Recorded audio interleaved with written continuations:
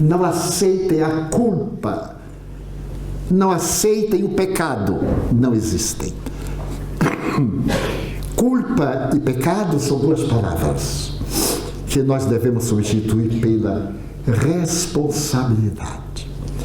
Eu não sou culpado do mal que fiz. Eu sou responsável. Eu não cometi o pecado tal. Eu sou responsável pelo erro que cometi. E é quando eu sou responsável, eu me reabilito.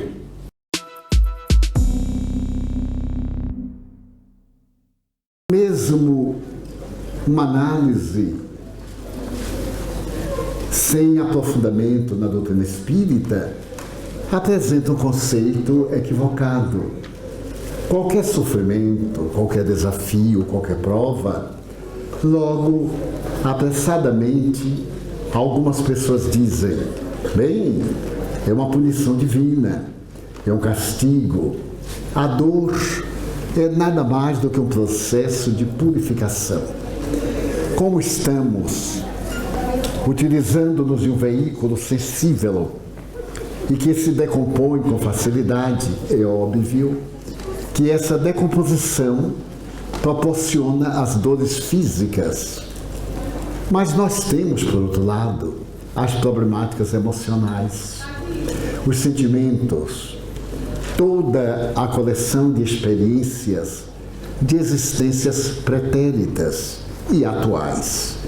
Na maturidade, quando nós fazemos uma análise de certos períodos existenciais, notamos como agimos com invigilância, pela inexperiência, como nos comprometemos sem nenhuma necessidade, como nos deixamos absorver por conceitos equivocados e geramos situações deploráveis que nos impõem a reabilitação. Allan Kardec, com muita propriedade, no capítulo número 7 do livro Céu e o Inferno, apresenta o Código Penal da Vida Futura, demonstrando que existe nas divinas leis um Código Penal, como é natural. Na terceira parte do Livro dos Espíritos, o egrégio codificador nos fala das leis morais, fundamentadas na lei de amor, que dá margem a 10 leis básicas, que respeitadas nos proporcionam a plenitude. Naquele código moral da vida futura, ele diz que errar, todos nós erramos. E hoje, à luz da psicopedagogia, o erro não é nada censurável. É uma experiência que deu um resultado negativo. Eu vou tentar uma coisa, vou dizer uma palavra, e automaticamente na verbalização, na escrita, eu me equivoco. Erro. Repito, corrijo. Certo.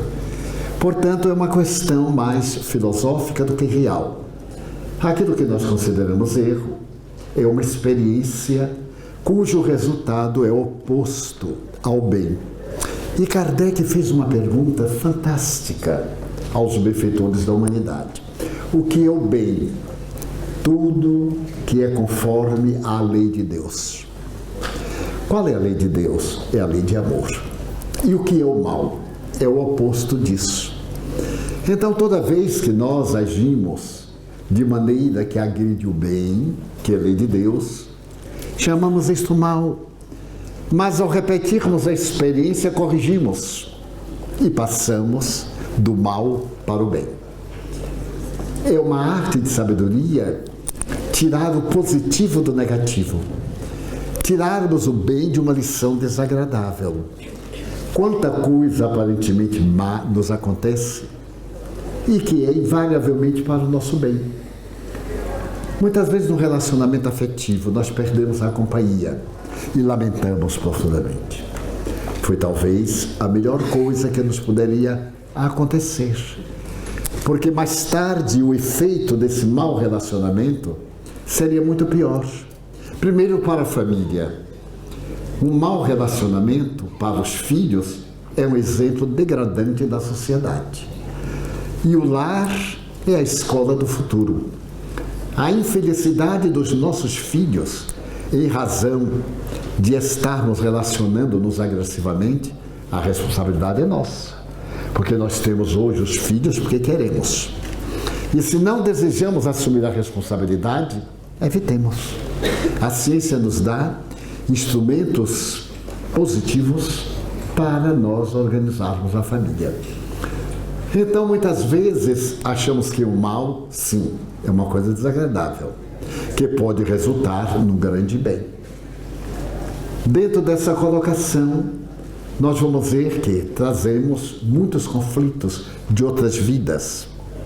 Eu já contei oportunamente que eu tinha um conflito muito curioso e que herdei de uma infância de pais muito modestos. Eu moro no Nordeste do Brasil e há um hábito ancestral de dizer que os nordestinos temos a cabeça muito grande. E eu ouvia isso desde pequeno. E também havia uma outra proposição anedótica, que os baianos éramos as pessoas mais inteligentes do Nordeste, com o que eu concordo plenamente. E então, os pais do Nordeste, sempre que chegava o filho, batiam na cabeça: cresça para ir morar na Bahia e ser inteligente. Não sei porque eu meti na cabeça que eu tinha a cabeça grande. E tinha o conflito de que eu era cabeçudo ou cabeçorra. Até um dia que eu passei por uma experiência que eu também contei aqui faz tempo e é muito interessante. Quando eu fui a primeira vez a Londres, em 1967. Estando em Londres, eu fui hóspede do secretário da Embaixada do Brasil. E ele era um homem notável, poliglota, um eminente estadista, muito meu amigo, porque ele era pernambucano. Eu ia muito ao Recife naquela época, jovenzinho. E ele me recebeu com o carinho que ele era peculiar. À noite, isso era o dia 5 de setembro, ele disse: olha, Edivaldo, depois de amanhã, a Embaixada estará comemorando as festividades que dizem respeito à independência do Brasil, 7 de setembro. Então, nós todos iremos à solenidade. Depois que ele falou, eu tinha um conflito de inferioridade, mas eu não sabia. Ele disse assim: vai desculpar, mas eu não irei. O que é que eu vou fazer na Embaixada? A Embaixada do Brasil é um lugar de personalidades gratas, pessoas de projeção social. Eu, afinal, não sou nada, sou um funcionário público. Sou seu hóspede. Ele disse: mas nós vamos todos. E eu o convido, na minha condição de secretário, para que você vá. Eu disse: se você quer me agradar, eu lhe peço desculpas, mas eu fico aqui em qualquer lugar em Londres, numa praça, vou ao cinema, qualquer coisa, mas a Embaixada eu não vou. Por que não vai? Eu disse: porque eu não sou ninguém, eu sou um João ninguém. O que é que eu vou fazer lá? Primeiro, eu me vou sentir constrangido, porque tudo é muito formal, tem uma ética, um comportamento, uma etiqueta, e eu não tenho, eu vou dar vários fora e vou naturalmente do constranger. Mas ele era daquele tipo de diplomata. Há até uma tradição que diz: quando o diplomata diz sim, ele quer dizer talvez. Quando ele diz talvez, ele quer dizer não. Quando ele diz não, ele não é diplomata. Então, é um jogo muito bom. E ele me convenceu. E me perguntou: você tem fraque? Eu disse: fraque? É aquela coisa de pinguim. Eu digo: não, não tenho. Ele disse: ah, vai ser uma alta solenidade. Eu: graças a Deus. Imagina se eu ia ter fraque, para quê? Eu digo: não tenho. Falei com júbilo. Ele disse: mas não tem problema. Aqui em Londres a gente aluga até perispírito. Chega no lugar e aluga. Vamos aqui a uma loja de departamentos. E eu fiquei orando para que nenhuma roupa desse ali. Fui rindo e tive a primeira surpresa. Quando nós entramos, veio o funcionário e falou assim: good morning, sir. Eu digo: nossa, ele me chamou de sir. Porque quando a gente entrava lá numa loja em Salvador, vai chegando o empregado para o que quer? Porque vai ter trabalho, mas em Londres não. E então eu já me senti, gente, conversa vai, conversa vem, meu amigo explicou, ele me olhou de lado e trouxe o modelo, mandou eu entrar no provador, eu entrei, mas ficou perfeito. Parecia que foi feito para mim. Quando eu saí, ele disse: E eu disse: meu Deus, tomara que dê qualquer defeito. Não deu. A minha prece não foi ouvida. Mas ele disse: agora vamos buscar o chapéu. Eu digo: esta cabecinha não é qualquer chapéu que vai entrar. Então ele veio com um, colocou, ficou assim aquela coisa de Carlitos, aquele chapeuzinho, eu digo assim, louvado seja a minha cabeça. Aí o rapaz olhou, foi buscar outro chapéu e colocou o tal do chapéu. Ele mais ou menos, o funcionário pensou e fez e voltou. Demorou uns 10 minutos, ele tomara que não ache, tomara que não ache. Sugestão. E o infame achou. Chegou, colocou o chapéu. Eu então falo muito mal do inglês, naquele tempo pior, mas eu perguntei assim, o que é que você fez? Ele disse, eu descosturei atrás e pus um elástico. Daria até na cabeça do elefante. E eu olhei para o chapéu maldito, chegou o dia. E aí, o complexo dentro da cabeça. Eu virei para o meu amigo e disse, olha, vamos entrar na fila. E eu não sei falar inglês. Vou lhe criar vários embaraços. Não me deixe a sós. Porque eu tenho a particularidade de fazer a coisa errada no lugar errado. Já notaram o pobre como é? Ele vai no lugar e quebra o copo. Exatamente o copo de cristal. Ele não quebra o copo de garrafa, quebra de cristal. E assim por diante. Muito bem. Chegou a hora, entramos na fila, ele, a família, íamos conversando. Quando faltávamos uns 5 passos para o mordomo, paramentado, aquela coisa inglesa com bastão, ele batia toda a sala ornamentada, olhava. Quando fomos chegando, alguém puxou meu amigo Elcio, tirou eu, porque o homem perguntou assim, what your name, please? Eu disse, Mr. Franco. What your function? Qual é a sua função? Eu disse, nothing, nada. O homem arregalou o olho e fez, nada? Nada. Ele bateu, Mr. Nada. Todo o salão olhou Mr. Nada. Que era esta pobre alma. Aí eu entrei, desci os 3 degraus, todo mundo olhando, e o embaixador e a embaixatriz estenderam-me a mão, meu soldo do embaixador, e ele disse, Mr. Nada. Eu disse, embaixador, mas afinal você é quem? Eu disse, sou Divaldo Franco. E qual é a sua função? Eu digo, olha, embaixador, eu não tenho função nenhuma. Eu sou hóspede do secretário-geral. Você é o Divaldo Baiano? Eu digo, sou senhor. Aquele que é espírita, sim, senhor. Aquele que é médio, sim, senhor. Fique aqui, porque minha mulher também é médio. Eu digo, opa! Aí eu fiquei. Chegavam as pessoas, senhor embaixador, senhora embaixatriz, Mr. Nada. Foi o meu debut em sociedade. Tiramos foto. E aí eu perdi o conflito da cabeça. Porque eu perguntei a um especialista que ele, por favor, medisse. E ele mediu, estava dentro dos cânones. Eu digo, bem que podia ser um pouquinho maior, né? Ter um cérebro um pouquinho maior. E não 800 gramas, e até 1050 gramas, que seriam cérebro. Muito. Então nós cultivamos, às vezes, conflitos infantis. E Jung chama a criança ferida. A gente carrega a vida inteira a timidez. Por consequência, como eu era pobre, e ainda sou de valores aquinhoados, eu tinha um conflito de inferioridade, porque ser pobre não é ser gente. E em minha terra era comum. Não, eles são pobres. O que vale dizer que não são educados, são pessoas incultas, o que não é verdadeiro. Porque eu conheço hoje pessoas muito ricas e muito mal educadas, sem princípios éticos, que a fortuna chegou, outra pessoa e ficou na mão deles por provação. Quando diz assim que a fortuna é a aprovação, eu fico tão contente, porque eu já tenho a aprovação da pobreza. Se eu ficar rico para ter a aprovação da riqueza, é muita coisa. Mas se Deus quiser tentar, eu não me oponho. Ele pode mandar qualquer coisa. Muito bem. Então, nós temos todas essas heranças que vamos trabalhando. Eu fui trabalhando os conflitos. Meu pai era um homem do século XIX e ele nunca abraçou um filho. E eu tinha um conflito, porque meu pai era um homem muito bonito, a quem eu amava muito e amo, e ele viajava, naquele tempo, a cavalo. E tinha a sela com prata, aquela confusão toda, e era eu que limpava. E ele me amava muito dentro da sua forma de amar. Quando ele voltava de viagem, eu tinha 4, 5 anos, corria para abraçá-lo. Mas meu pai era muito austero, um homem bom, mas austero. Ele falou assim, pare, porque homem não abraça homem. Então eu criei um conflito no inconsciente. E não aprendi a abraçar.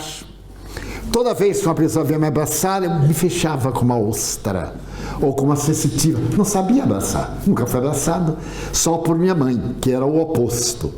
Mas eu dizia assim, será que homem abraça de um jeito e mulher abraça de outro? Aí eu andava procurando um homem para me abraçar.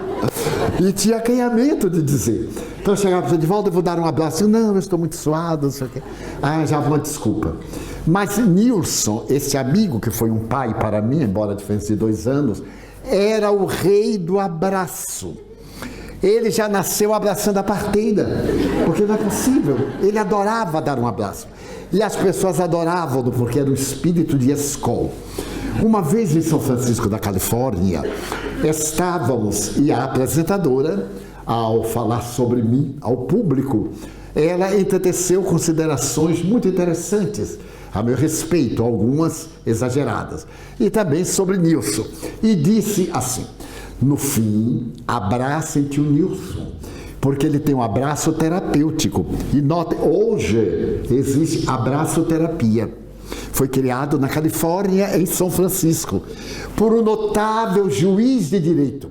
É comovedora a história dele. Pena não dar tempo contar. Mas, então, eu achei natural. Quando terminou, eu fui para uma mesa, para os autógrafos, e Nilson ficou em pé e fez uma fila. Eu e a minha filha tinha exatamente 6 pessoas. A filha de Nilson tinha 38. Eu então sorri e disse assim, Nilson, você só abraça quem levar um livro. Era o preço do abraço, porque o abraço curava e o livro iluminava. Mas aí todos rimos muito, para dar ideia do abraço. E então Nilson abraçava gregos e troianos, mas não me abraçava. Era um karma. Às vezes eu dizia assim, Nilson, me dê um abraço. Desse abraço que você dá a todo mundo. Ele abraçava tanto que eu chamava cacho de uvas. Porque ele estava assim, ele era lutado, estava sempre alguém agarradinho. Eu achava que lindo, eu tinha uma inveja. Eu estava sempre sozinho no abandono total e literário. Pois bem, certo dia, antes de ele desencarnar, eu digo, você vai me dar um curso de abraço. Porque eu sou um velhote, mais de 70 anos, e não sei abraçar. E me excusava. Vejam o poder de um conflito. E com isso, no conflito, eu me sentia infeliz. Porque eu via a pessoa abraçar com naturalidade. No meu cérebro, qualquer abraço tinha uma conotação pervertida. Porque foi o que meu pai me projetou. Homem não abraça homem. Coitadinho do velho, se ele visse hoje, ele morria de tanto abraço. Pois bem, ele então disse assim, a técnica do abraço, seja sincero. Abrace a pessoa transmitindo bons sentimentos. Pense no que você pode dar energeticamente.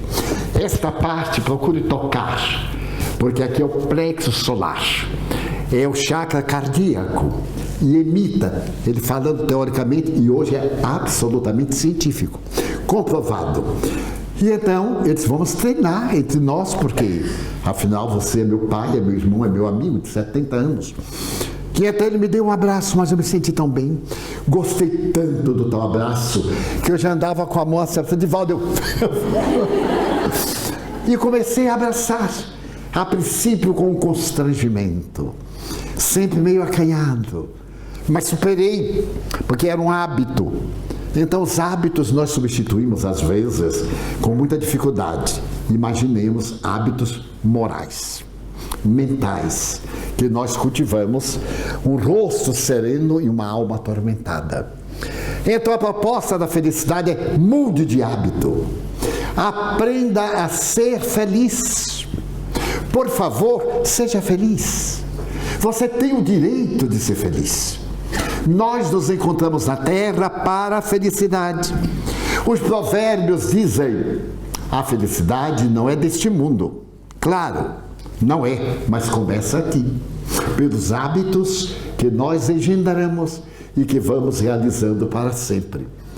Então, diz o notável Rolomei, o terceiro inimigo é o consumismo.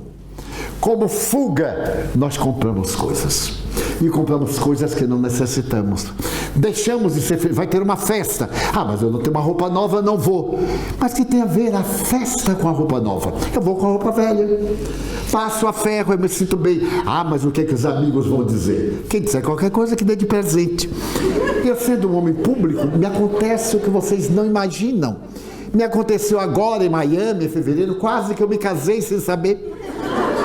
Acontece de tudo, porque é uma vida pública. Eu estava conversando e uma moça perguntou, mas Divaldo, você ainda não se casou? Como se fosse um crime, né? Hoje, 89. Eu então olhei para ela e digo, será que era candidata? Até que valia a pena. Eu sorri. E disse, não me casei. Mas por que não? Não tive tempo, minha filha. Esse negócio de espiritismo me encheu o tempo. Quando eu olhei, estava velhote. Ela disse, mas não tem problema, eu tenho uma tia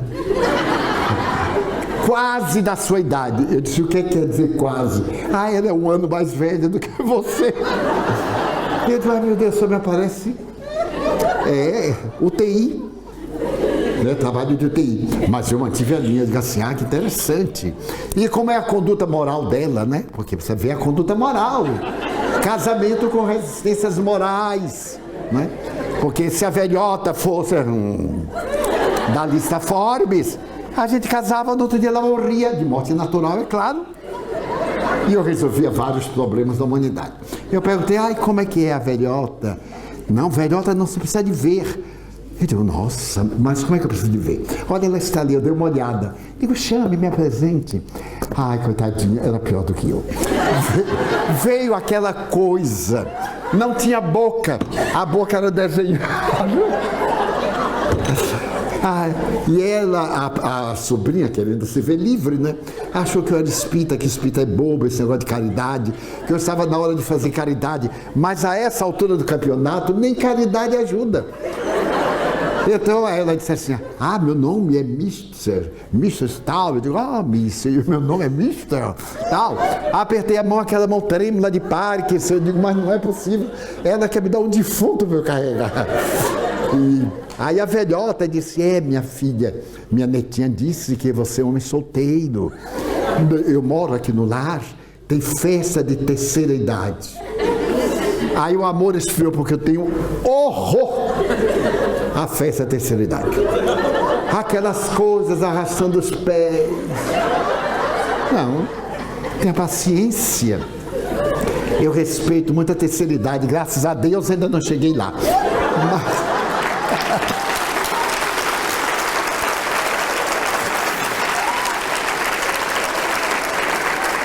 Mas eu respeito. E ela disse, e lá nós namoramos. Não me diga, namoramos. E até casamos. Eu digo, não me diga. A senhora vai me desculpar, mas eu já sou tão comprometido com o espiritismo, me casei com o espiritismo, tenho muitos filhos. Porque um dia eu me queixei, Joana de Ângeles. Eu digo, mas a senhora é guia de todo mundo, ajuda todo mundo, e a minha até agora nada, quem já viu? Eu solteirão, acabado.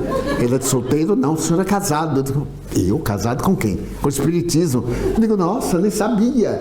Ele disse, pois é, agora que casamento esse? Não tenho filho, não tem nada. Como? O senhor tem mais de 250 filhos. Eu? São os livros. Olha, espírita arranja cada desculpa. Os livros são o fluxo meu e seu. Sendo que você é casado com vários.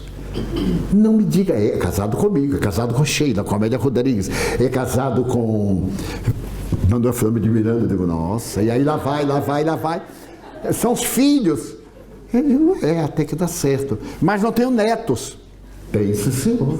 A tradução dos seus livros são nossos netos. E cale a boca que não está mais na hora de pensar nisso. Eu estava apenas com 70 anos. Que hora que ia pensar? Mas o mundo é tão cheio de coisas e de situações muito engraçadas que eu estava numa grande capital do Brasil, e as filas são muito grandes, lá de mais de 1000 pessoas, e às vezes a pessoa chega por detrás, mania de cada um, e abraça a gente, e eu não posso virar para trás nem para frente, fica ali aquele tronco abraçando. E eu digo assim, passe para frente. Eu falo com toda a paciência, mas eu sumi. E numa época, no ano passado, tinha umas 40 pessoas e a fila enorme. E eu sinto os dois braços e aquela voz quente no meu ouvido assim, Divaldo, eu tenho um sonho. Eu digo, Ave Maria, porque eu logo pensei que era um pesadelo. Eu disse, então passe para frente. Não, eu tenho um sonho com você. Eu digo, não precisa me contar o sonho, porque eu logo imaginei esse sonho assim complicado e perguntei, bem, mas afinal, qual é o seu sonho? Todo mundo ficou, a gente não gosta da vida alheia, mas presta atenção, porque não faz mal nenhum. Então, e qual é o seu sonho? Eu desejava ter um filho com você. Eu nunca vi uma cantada tão direta, porque eu sou do tempo, assim, eu acho você simpático. Daí há 20 anos, dizia, eu queria casar. Daí há 40, casava. E quando casava já era infértil. Mas ela mal me viu, já estava adiantada. Eu digo, então, minha filha, passe para eu ver quem vai ser a mãe do meu filho. Aí veio aquela coisa. Não era gente, era uma coisa. Eu olhei e disse assim, minha filha, vamos rezar. Nós já morremos faz muito tempo. Os jovens nos fazem o favor de nos deixar viver. E eu tenho muito medo de me deitar. Eu sempre deito de porta trancada. Ela, por quê? Porque se eu estiver deitado, o jovem já morreu, enterra. Nós já morremos física, psíquica, emocional, espiritualmente. Vamos rezar muito. Mas você não gostaria de jeito nenhum. E mesmo que gostasse, louvado seja Deus. Só por um fenômeno bíblico, que Noé tinha 900 anos e ainda funcionava. Mas para verem as loucuras do mundo. E ela me disse assim, você acha que eu ainda posso ser feliz? Eu digo, claro. Você vai morrer e vai reencarnar. Então, na próxima, já pense logo de cedo a felicidade que quer ter.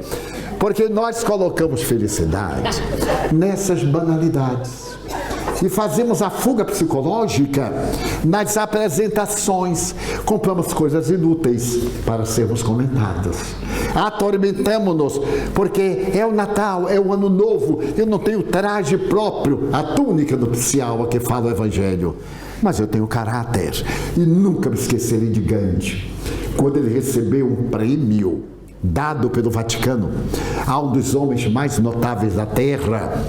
Ele foi, como sempre, levando a cabra, que tirava leite, vestido naquela peça única de linho branco, o cajado, e foi de bonde. Roma ainda tem bonde até hoje.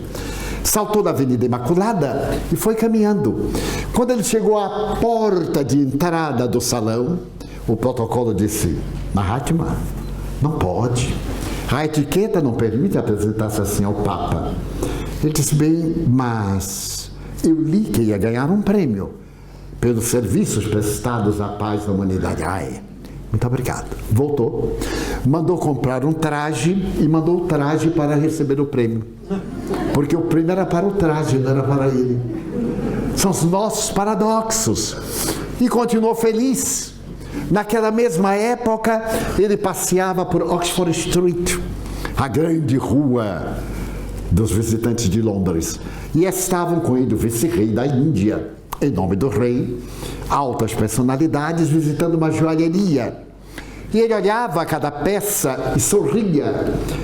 Então, o vice-rei, deslumbrado, disse, Mahatma, eu tenho ordem de Sua Majestade de lhe oferecer qualquer coisa que lhe agrade. Ele disse, mas eu não quero nada. Mas uma coroa, um anel, nada. E por que está rindo? Eu estou rindo por constatar quanta coisa eu já não necessito. Não tem nenhum valor para mim. Quanta coisa. Então eu sou um homem feliz, porque não necessito de nada disto para ser feliz. Nós necessitamos de tudo isso para nos pressupormos felizes, mantendo o vazio existencial. Então, procuremos viver a nossa felicidade com o que somos, nossos valores éticos, com o que temos, amando até os objetos, respeitando-os, dando-lhes valor. Eu gostaria de encerrar este seminário com uma experiência pessoal de minha juventude. Eu sempre visitei o médium Francisco Cândido Xavier desde o ano de 1948. Eu tinha 21 anos. Ele era mais velho do que eu, 17. E houve uma grande afinidade. Ele me tratava como filho. E muitas vezes dizia, meu filho. Nós dialogávamos, ambos médiuns. Tínhamos problemas mediúnicos. E uma das questões vitais era a conduta sexual de natureza moral. Eu estava aos 21 anos. Havia saído da igreja e não entendia qual o comportamento ético, se o da igreja, se o da vida social, se aquele que era muito comum em certos departamentos da igreja, faça, mas de tal forma que ninguém saiba. Havia todas essas conotações. E no nosso primeiro encontro, eu anelava para perguntar qual era a conduta. E sem lhe dizer uma palavra, ele abordou o tema durante 2 horas. Nós íamos saindo da casa da irmã, pelo quintal, e havia uma laranjeira em flor. Era mês de junho. Então ele parou, pegou um cacho das flores de laranja e disse-me, tudo que nós olhamos é sexo. A raiz da planta que se introduz na madre da terra realiza a divina função sexual da planta, das flores e dos frutos. Observe esta flor e dê uma aula da perpetuidade da espécie através dos gametas masculino e feminino e um toque de beleza que me guiou a vida até este momento. Mas continuamos e passaram-se muitos anos de convivência. Certo dia ele me levou para ver o caso que mais me impressionou nesta existência. Uma nobre espanhola estava hoje paralítica numa situação profundamente lamentável. E é uma história que eu já tive a ocasião de narrar, muito comovedora. E eu vi aquela cena, impressionei-me com o corpo que Deus me deu, saudável. O meu pai desencarnou aos 86 anos sem uma cárie dentária. E eu agradeci a Deus a herança genética que meu pai me deu, meu perispírito encontrou nele os elementos para uma vida saudável. Então sou muito grato a meus pais, porque os bons espíritos deles encontraram o modelo organizador biológico, o perispírito, o corpo astral, o modelo. Muito bem, mas aquele caso me impressionou. E quando eu voltei a Salvador, eu planejei realizar algo que fosse uma caridade, mas uma caridade que me envolvesse mais. Nós já tínhamos a Mansão do Caminho. Eu cuidava de crianças órfãs socialmente e realmente órfãs pela morte dos pais. E vendo aquela obra, eu falei com o Chico, eu gostaria de fazer algo, Chico, pelas pessoas que dormem nas ruas, que não têm teto. Eu gostaria de fazer algo pelos que vão morrer. Antecipamos Madre Teresa de Calcutá, 15 anos. Ela começou em Calcutá, na Índia, nos anos 60. E estamos aí nos primórdios de 50. Eu gostaria, porque eu tenho tanto asco de feridas. Eu não posso ver sangue, que eu desmaio. Tinha tanto chilique, tanta coisinha perturbadora, que eu queria mudar. Eu queria o temperamento do bom samaritano. Eu queria as resistências para amar. Eu queria aprender a conjugar o verbo amar, a chegar a uma pessoa laudacenta e não notar. Então, como jovem, eu falei com ele com muita ternura. Ele me entendeu e disse, olha, Divaldo, quando nós queremos fazer uma obra, nós nos preocupamos com o edifício, com isto, com aquilo, e perdemos muito tempo. A caridade é imediata. E me disse esta frase de Dr. Bezerra de Menezes. Notem que frase. Quando a caridade é muito discutida, o socorro chega tarde. Se aqui está alguém doente, e eu começo, leva para a UTI, não, vamos levar, a pessoa morre. Porque eu estou discutindo. Leva para qualquer lugar e discute depois. Então ele narrou uma história muito bela, que o tempo também não me permite, o que lastimo. Belíssima, da caridade atrasada. E aí me veio a ideia de erguer em Salvador, num bairro dentro do pântano. Porque a cidade do Salvador tem uma região pantanosa que ligava o continente a uma ilha. A prefeitura foi jogando nessa área pantanosa o lixo e terminou por fazer uma península ligando a ilha ao continente, aquela faixa estreita. É uma faixa que na época era muito em decomposição animal, de tudo. E eu pensava muito nas pessoas que moravam ali. Ia visitar, mas eu sentia asco. Eu olhava as pessoas e não teria coragem de dar um banho. Eu justifico porque era muito jovem e não tinha hábito. E eu digo, mas eu tenho que mudar. Eu lia muito o capítulo 13 do Evangelho segundo o Espiritismo, o item 4. Quem é aquela mulher que vai com uma carruagem abarrotada pelos bairros pobres? Ela distribui víveres com os necessitados. A filha vai com ela. E um dia a filha lhe disse, mamãe, eu queria que você me desse para eu dar. E ela falou, mas se eu lhe der para dar, sou eu quem está dando. Você deve trabalhar e dar do seu próprio. Essa página sobre a caridade me comove muito. E também uma outra página escrita por Cáritas, aquele espírito de uma jovem, 16 anos, que morreu martirizada em Roma, e escreve uma página sobre a caridade belíssima no Evangelho segundo o Espiritismo.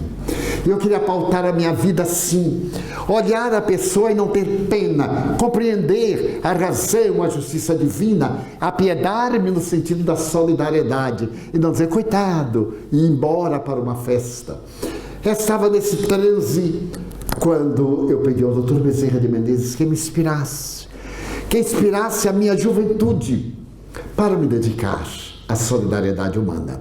Já tínhamos a maçã do caminho, a educação, o atendimento aos necessitados com víveres. E o Dr. Bezerra me disse, eu te ajudaria. E certo dia eu me adentrei pelo bairro, que era construída de estacas e do lodo, como na Índia, os párias constroem as casas com os dejetos das vacas e queimam por causa dos mosquitos em todo o país, inclusive em Nova Delhi. Então eu ainda não conhecia a Índia, mas tinha uma ideia. Eu fui visitar o bairro, adentrei-me pelas vielas, pelas pontes, pinguelas, tábuas colocadas aqui, crianças que caíam na lama e morriam asfixiadas na lama. E passei a adotar algumas dessas crianças que eram órfãs. E me fui acostumando. Até o dia que eu encontrei uma casa. Não era uma casa, era qualquer uma coisa chamada uma casa. E resolvi com o Nilson comprarmos. Compramos a casa, que nós chamamos de pau a pique. Ela é de varas com o barro batido e o piso sem calçar. Mas tinha 2 quartos, tinha uma cozinha. Digo, o que nós encontrarmos na rua, nós vamos trazer para aqui. E colocamos na frente Casa de Jesus. E a tabuletinha. Quando a caridade é muito discutida, o socorro chega tarde. O nosso projeto era estar para morrer, venha. Nós vamos preparar para a morte. Porque sempre se prepara para a vida física. E a gente fica enganando o paciente, não, você vai melhorar.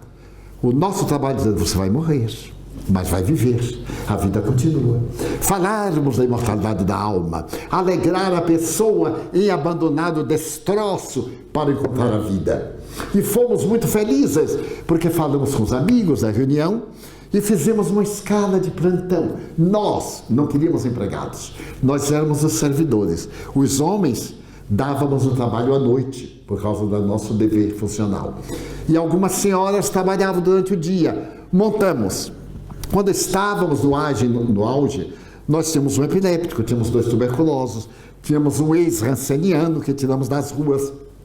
Eu estava num domingo lustrando sapato. Havia o hábito de lustrar sapato na rua Vizingrachates. E era uma parte alta da cidade de Salvador. Quando de repente eu vi sair do elevador público um grupo, uma senhora apoiada a um bastão, com a perna direita amputada, um rapaz moreno e uma outra pessoa. E aquela paciente fazia um esforço, com uma perna só apoiando o bastão, quase caindo. E o rapaz moreno demonstrando uma ira mal contida. Eu estava lustando o sapato, fui vendo eles passarem e notei que a senhora estava com muitas marcas de varíola. E aquilo me deu uma angústia, que eu parei, me aproximei da criatura. Não estou fazendo biografia, estou como a gente aprende a amar. Então eu parei e perguntei a ela: que ajuda? Ela disse: como, meu filho? Eu disse: eu lhe dou meu ombro e a senhora se apoia em mim. Ela disse: você não tem medo de bexiga? Eu digo: não tenho. A senhora teve alta, então a fase de perigo já deve ter passado. E se não passou, paciência. Então se apoie no meu ombro, que fica mais fácil. Passa a mão direita pelo meu pescoço. Ela ia pegar um bonde. E então nós fomos. Ela se apoiou melhor e o rapazinho e a outra pessoa naquele estado de contragosto. Aí eu fui perguntando: a senhora teve o quê? Amputou a perna? Eu disse: tive câncer e foi necessário amputar. E tive também varíola. Fui para o hospital de isolamento. E estou indo agora para casa. Esse rapazinho é meu filho de criação. E ele está aborrecido, porque ele queria que eu tivesse morrido, para que minha casinha ficasse para ele. Mas Deus não quis. E eu sobrevivi e tenho que voltar para a minha casinha. E ele está muito contrariado. E eu penso que ele não vai deixar eu entrar. E eu senti algo estranho. Não estava acostumado. Então eu disse: onde a senhora mora? Ela deu um local, um bairro, que era de difícil acesso. O bonde chegava até uma baixada e havia um morro íngreme. Eu disse: mas a senhora não vai conseguir chegar até lá. Ela disse: mas seja feita a vontade de Deus. Eu comecei a pensar e chegamos ao ponto do ônibus, do bonde. Eu digo: sente-se aqui no meio fio que eu vou ali. Nunca tinha pegado um táxi. Corri e perguntei ao chofer: quanto o senhor me levaria? E a uma senhora, a umas pessoas ao bairro tal. Ele deu uma ideia, naquele tempo não havia o cronômetro. Ele deu uma ideia e eu fiz uma análise, eu não tinha o dinheiro todo. Eu disse: mas que pena. Ele disse: o que é? Eu disse: uma senhora. E narrei. Ele disse: sua parente? Eu digo: não. Ele disse: quanto você tem? Eu examinei quanto eu tinha. Ele disse: é tudo que eu tenho. Ele disse: pois então, vamos fazer assim. Você está fazendo isso por caridade? Eu digo: eu nem sei se é por caridade. Eu sei que estou fazendo. E ele me disse uma coisa inesquecível: se você pode fazer a caridade, eu também posso. Então você me dá a importância Y, fica com o resto a pagar o ônibus de volta e eu dou a minha parte. Eu levarei a sua paciente. Ai, mas eu fiquei no júbilo. Fui com o carro, convidei-a, sentei-a, sentaram-se os dois e nós fomos. Quando chegou no lugar menos difícil, o chofer disse: olha, daí por diante é impossível. Terá que ir carregada ou a pé. Aí saltamos com muita dificuldade. Uma meia hora depois nós chegamos a uma rua pequenina que nós chamamos avenidas, porque não tem fundo. É um grupo de casinhas de 2 ou 3 cômodos. E então a porta, o moreno disse: aqui você não entra. Eu sei que a casa é sua, mas como eu sou seu filho, eu estou com mulher nova, que era irmã daquela que eu acompanhava. Aqui você não entra. E eu sei o protetor que dê jeito. Eu não era protetor, não era nada. Eu então disse assim: mas que jeito você quer? Tem outras aqui, pode alugar. Ele disse: quem é o dono? Ah, é na casa tal. Eu fui lá e perguntei ao senhor se ele me alugava para colocar a senhora. Ele disse: eu conheço muito a dona Bárbara. O senhor paga? Eu digo: pagarei sim, vou confiar. Então eu voltei e levei a senhora e disse: olha, amanhã nós voltamos, trazendo o indispensável, porque ele não deu nada. Eu digo: ainda hoje eu vou ver se trago um colchão, enfim. No dia seguinte eu falei com amigos, nós fomos lá agora com o caminhão, arranjamos os móveis. E quando eu estava preparando a cama para ela, eu me lembrei da casa de Jesus.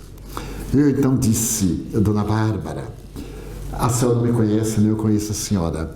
A senhora tem familiares? Ela disse: não, eu não tenho ninguém. Mas eu notei que essa senhora tinha uma conduta raffinée. muito elegante, apesar dos trajes muito modestos, falava fluentemente a língua portuguesa, com beleza. E eu fiquei admirado, mas que paradoxo, como é que ela pode ser tão miserável e ser uma pessoa tão distinta? Que coisa curiosa é a vida. Por fim, eu disse, nós temos uma casa onde eu albergo algumas pessoas que acham na rua. A senhora gostaria de morar em nossa casa? Nós construímos um quarto a mais só para a senhora, porque era num vão comum. Ela disse, meu filho, para mim seria a maior glória. Eu digo, então, a senhora vai ficar aqui por uns 15 dias no máximo, porque Nilson, que era uma pessoa especial, irá construir um quarto para a senhora. Eu vou pedir ajuda a uns amigos, que eu tenho amigos excelentes, e a senhora vai morar conosco. Então, toda noite, pela madrugada, eu vinha, trazia amigos, conversávamos, preparávamos um mingau, uma coisa. Eu aprendi a fazer sopa, a fazer ovo frito, que é muito difícil, a fazer arroz. Ninguém ria, não, é muito difícil fazer arroz.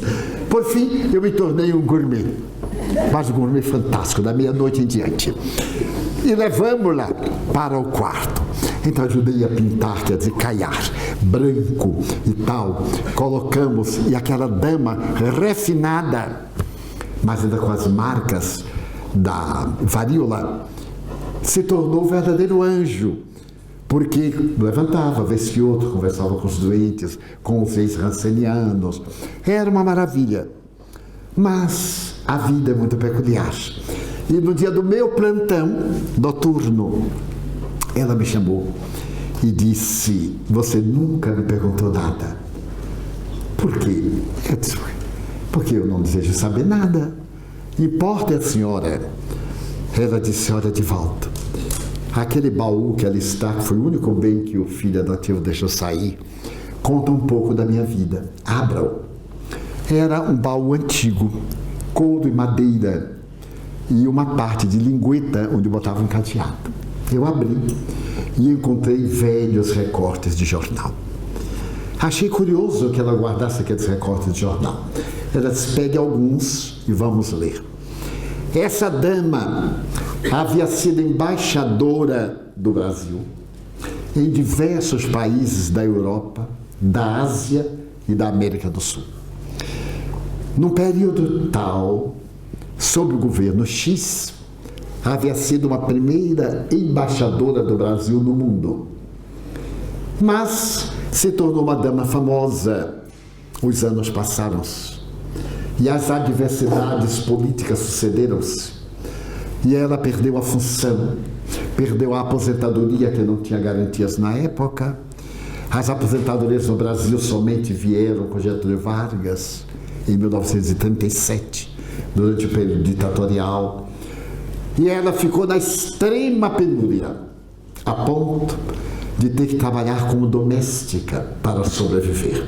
E foi morar naquele bairro profundamente pobre, miserável, mas nunca perdeu os seus grandes valores nem a fé em Deus.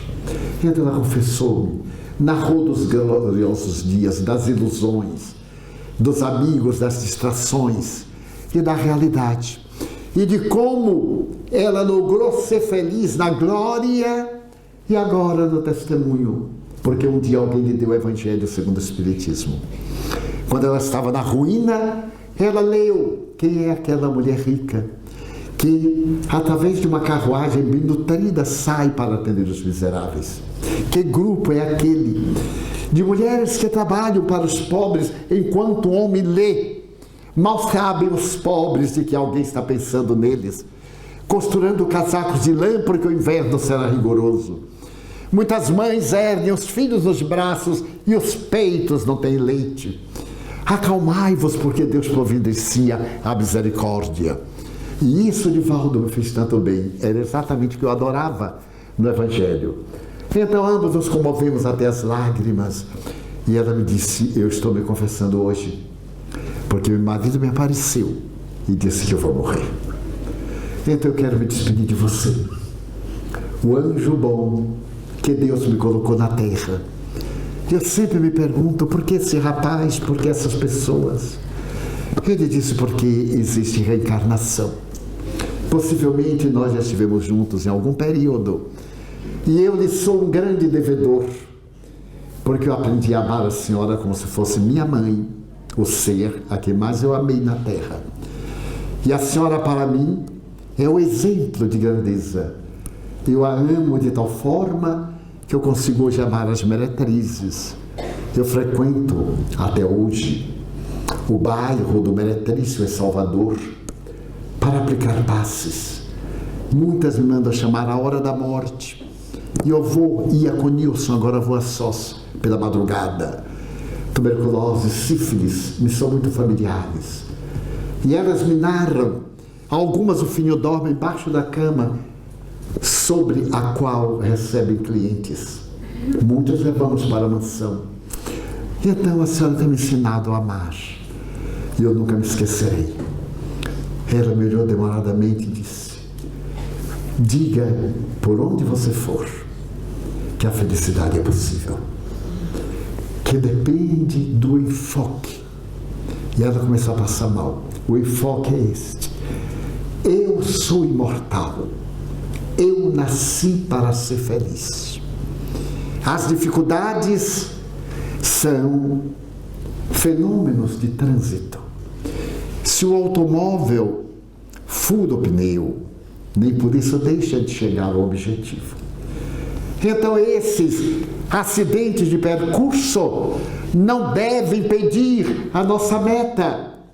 Os olhos ficaram vidrados e ela começou a engurgitar e vomitou uma lombriga e foi tendo uma crise e morreu asfixiada nos meus braços, porque saíam pela narina, pela boca, em uma forma que eu nunca tinha visto, e erguia pelas axilas, e ela morrendo nos meus braços, e com aspecto de riso.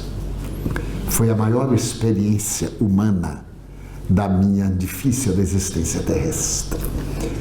Então, quando eu vi aquela senhora tão linda, porque nós higienizamos, preparamos-la, oramos, e vi, quando chegaram espíritos nobres, crianças desencarnadas, cantando um hino que eu memorizei um pedaço, e que diz assim: rasgam-se os véus da noite, viajante compadece, começa a dor e a prece da vitória dos imortais. Então eles cantavam a 4 vozes e uma musicalidade muito delicada.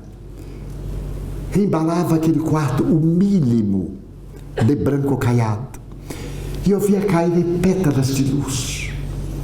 E ela sair do corpo e ser recebida pela entidade veneranda, que ele dizia: já atravessaste a porta estreita, vem agora gozar as delícias do reino. Ela me olhou, acenou a Deus, e como que uma estrada luminosa, e desapareceu meu filho.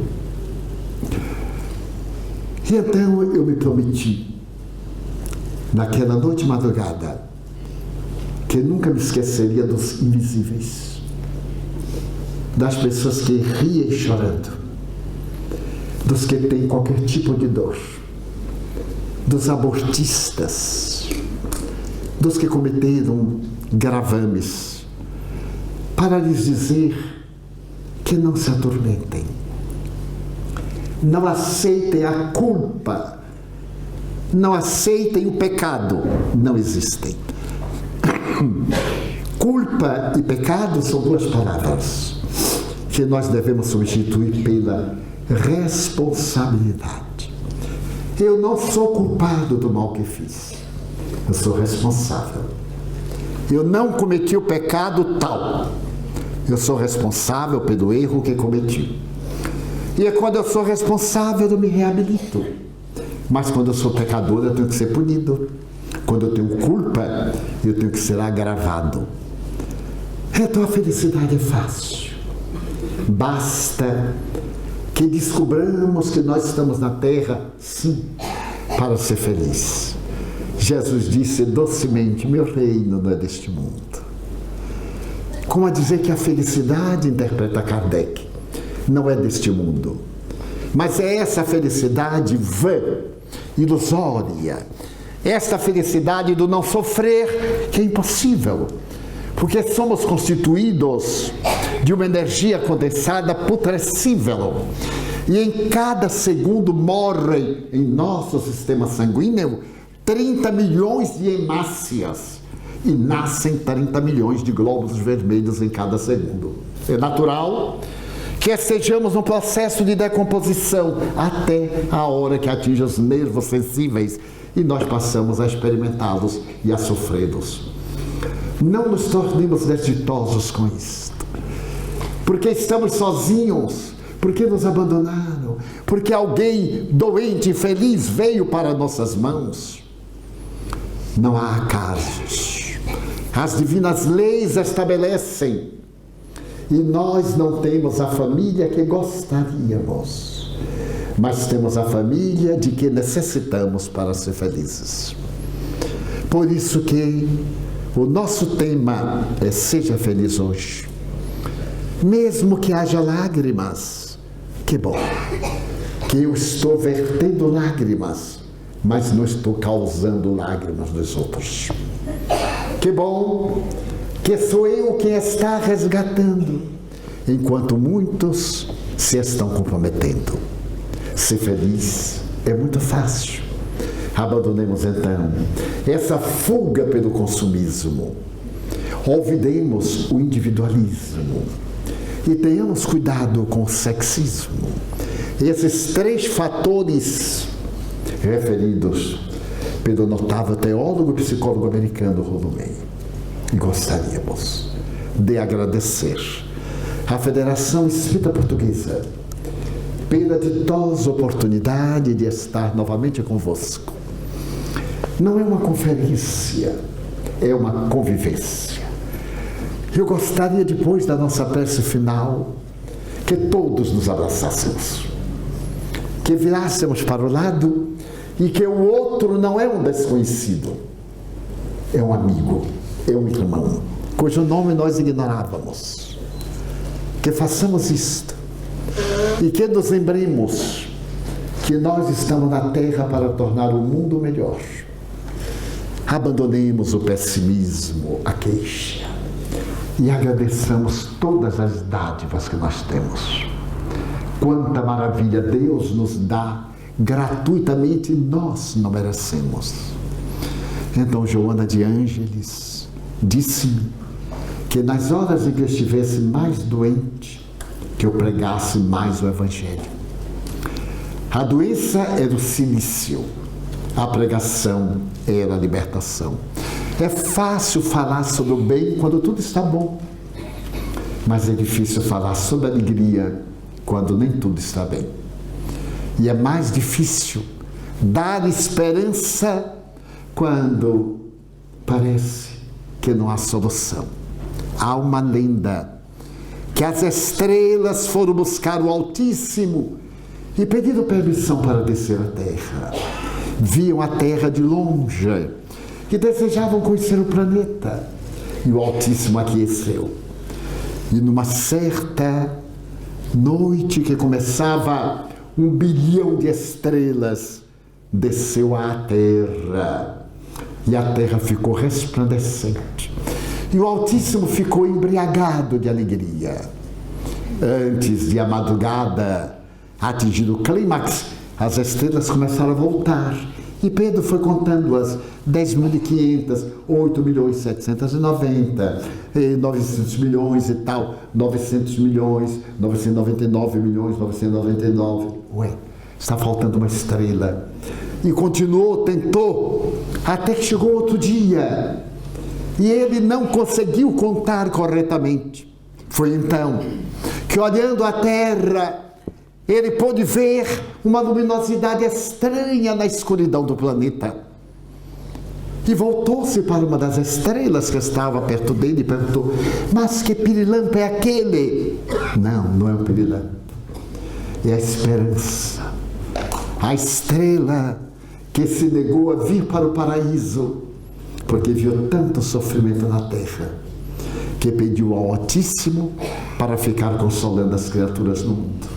Então, enquanto houver a estrela da esperança brilhando verde no mundo, a criatura humana deve ser feliz. Então eu digo, ó Senhor, muito obrigado. Eu gostaria tanto de ser um sendal de estrelas, para que as noites da terra fossem mais belas.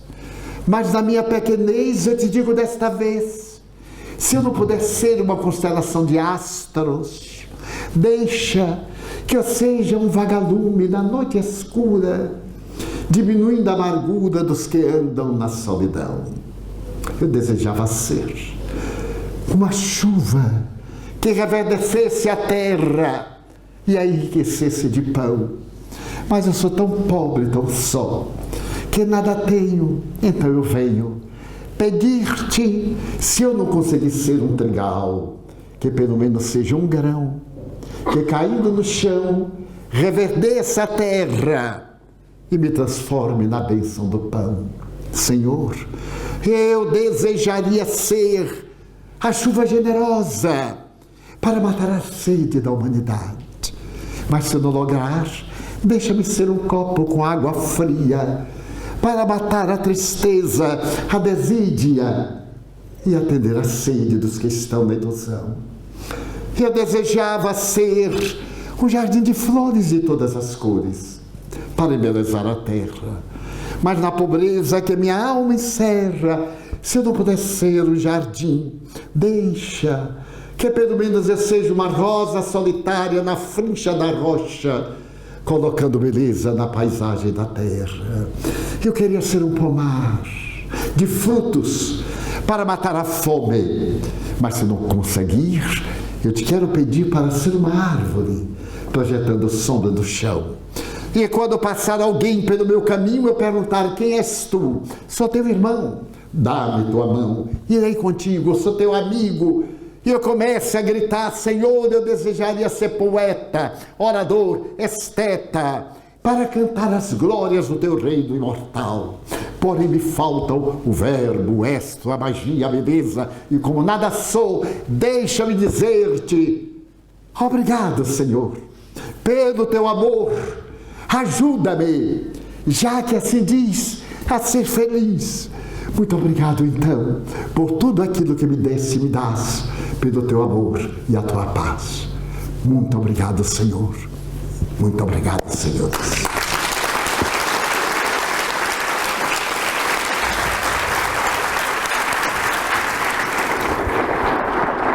Obrigado, Muito obrigado. Obrigado. Obrigado.